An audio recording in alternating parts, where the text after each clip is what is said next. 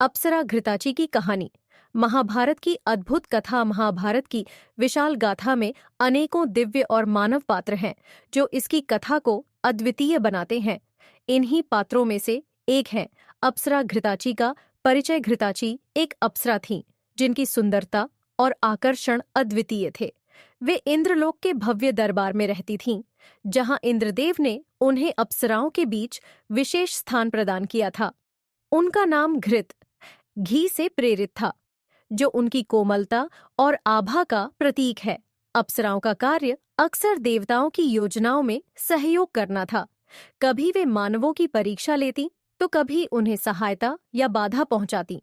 घृताची की कथा में उनके मोहक व्यक्तित्व और मानव जीवन पर उनके प्रभाव को दर्शाया गया है। आर्षिकंडु का तप भंग करने का कार्य। आर्षिकंडु एक महान तपस्वी थे जो नदी किनारे घोर तपस्या कर रहे थे।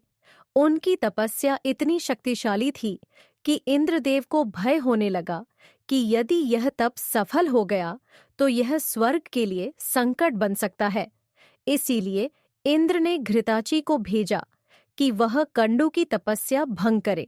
घृताची अपनी दिव्य सुंदरता के साथ पृथ्वी पर उतरी।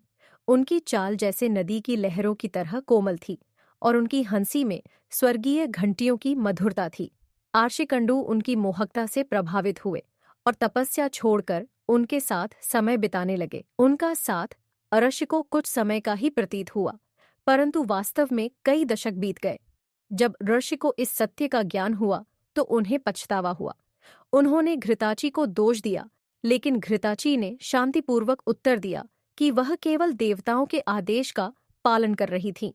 घृताची और कर्म का प्रभाव। घृताची की भूमिका आर्षिकंडु की तपस्या भंग करने तक ही सीमित नहीं थी। उनकी उपस्थिति ने कई बार मानव जीवन को गहराई से प्रभावित किया।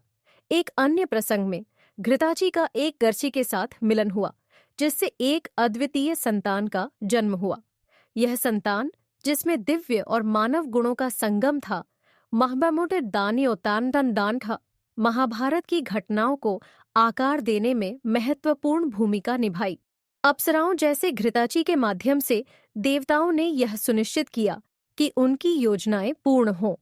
हालांकि मानवों ने इन घटनाओं को अपने दृष्टिकोण से देखा, लेकिन वे वास्तव में कर्म और धर्म के महान चक्र का हिस्सा थीं। दार्शनिक संदेश। घृताची की कहानी केवल सुंदरता और ध्यान भंग करने तक सीमित नहीं है। यह कामना, कर्तव्य और ब्रह्मांडीय व्यवस्था के बीच के संतुलन को दर्शाती है।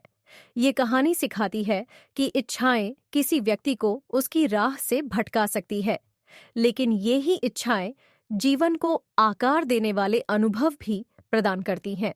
निष्कर्ष। अप्सरा घृताची की कथा यह याद दिलाती है कि स्वर्ग और पृथ्वी के बीच का संबंध कितना जटिल और परस्पर जुड़ा हुआ है। उनकी कहानी महाभारत की उन कहानियों में से एक है जो कर्म और धर्म के गूढ़ रहस्यों को प्रकट करती है।